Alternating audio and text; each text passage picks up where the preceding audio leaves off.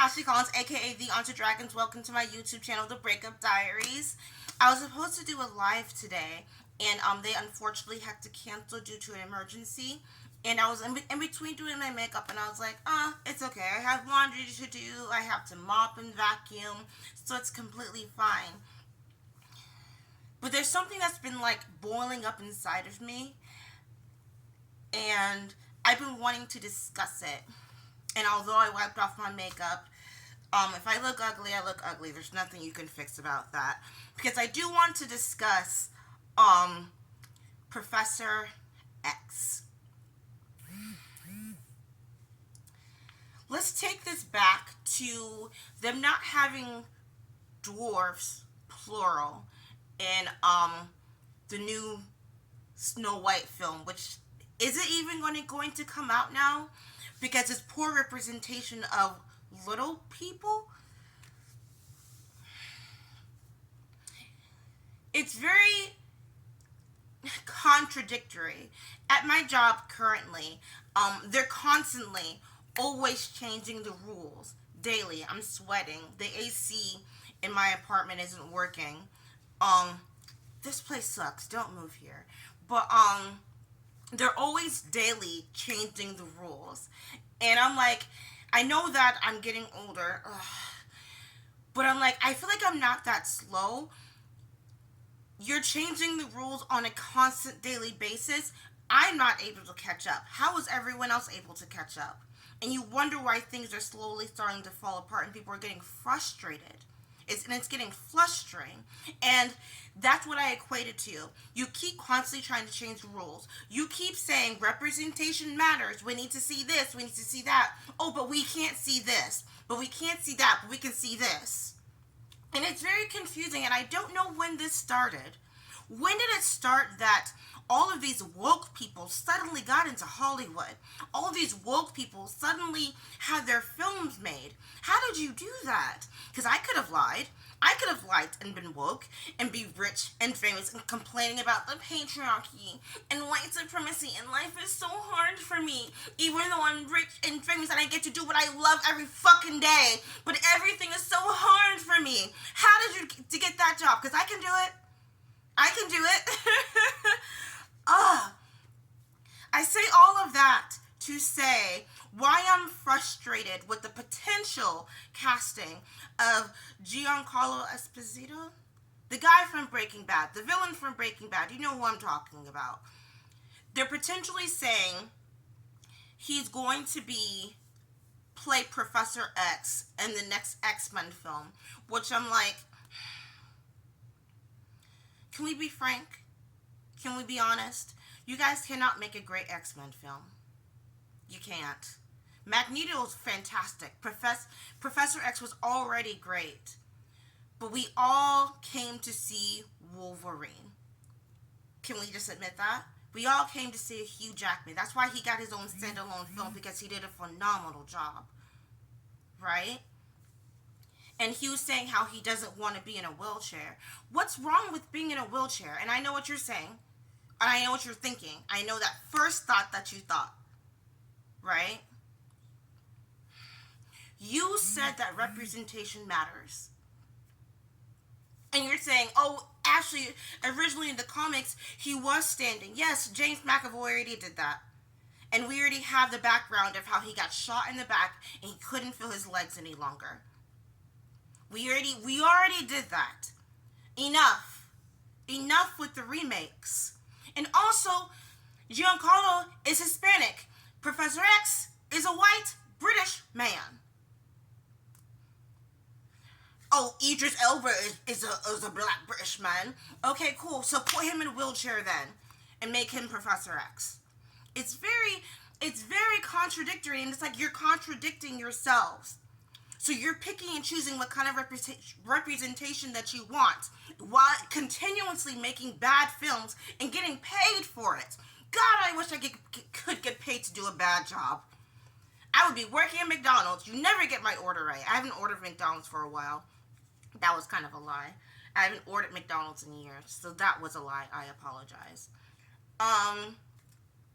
They're talking about remaking Golden Girls. Why? So literally no one has any new ideas. I've been looking at this stupid chick from Sweet Baby Inc. trying to like back off on her comments on how oh, we intentionally didn't employ white males.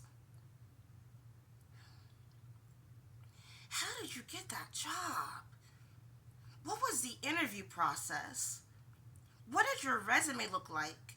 Or did you just walk in and say, I'm a black queer woman in America and life is so hard for me?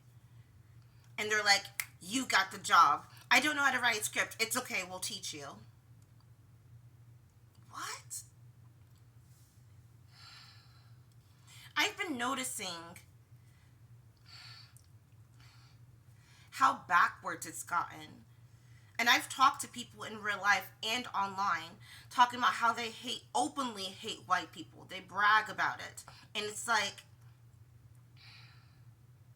we already went through this. We already did this. We already had the whites only and the blacks only. Well, not my generation. I wasn't alive for it.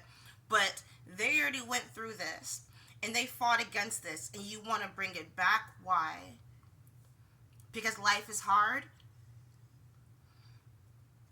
which is understandable. It's understandable. Working hard sucks. It sucks, right? You're tired, you're exhausted, you have your manager standing right over you saying, work harder, work harder. It's like, how much harder do you want me to work? I get it.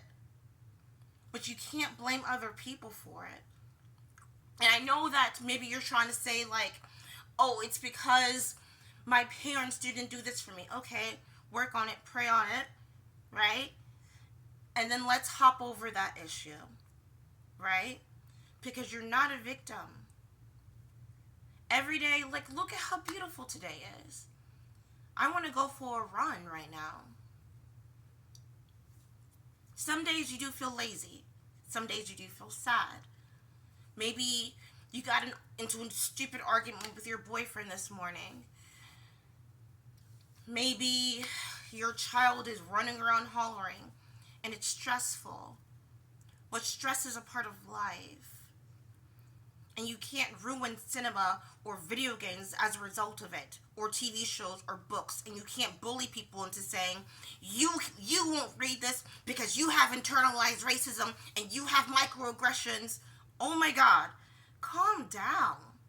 So many of these activists are going to have strokes at such a young age. I think so. God, don't you want to live to see Iron Man Part 20? I would like to, you know?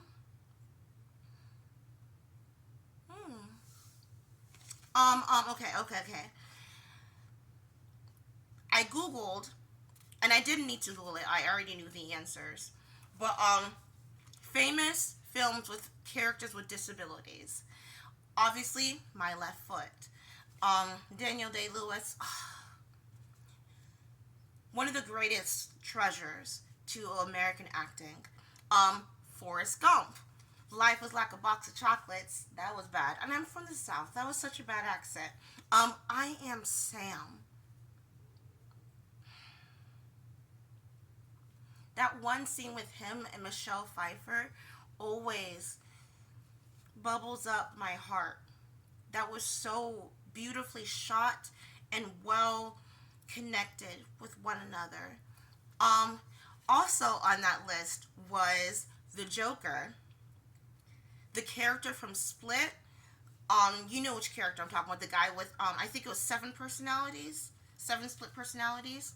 Ah, you see what I did there? And ironically, they included Captain Hook, which I thought was really fun. You know. And there was this article titled "The Disabled Villain Trap." It really annoyed me. I read it. I just couldn't finish it. But they said kids watch films and use disability to other eyes people with disabilities. I am not the villain campaign.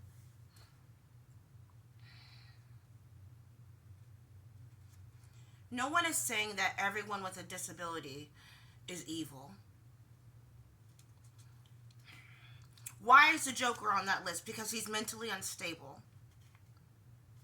Why is the character from Split on that list? Because he has multiple personalities. Why is Captain Hook on that list? Because he only has one hand. He has a hook. You know? Why is Forrest Gump on that list? Because he cares too much and he loves. And why is that a bad thing that he's represented in a film that is great and epic? You can't pick and choose anymore. DEI. You can't pick and choose. What you can pick and choose is what makes great art. And I'm sorry that your standards are so...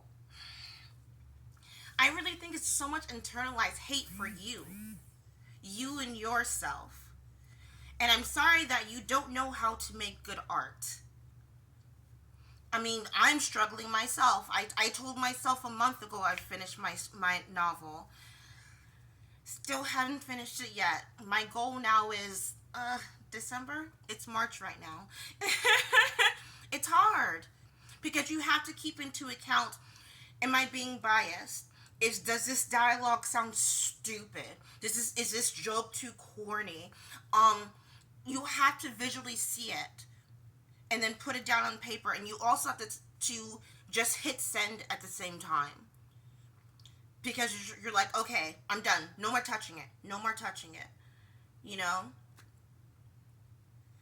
Art should be difficult-ish if you have the vision for it, but you shouldn't...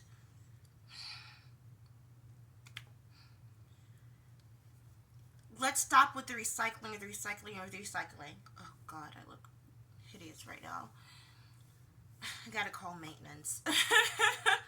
If you have any tips on why my AC is not working and why my maintenance isn't here when they said they'd be here 3 hours ago, please give me some advice. I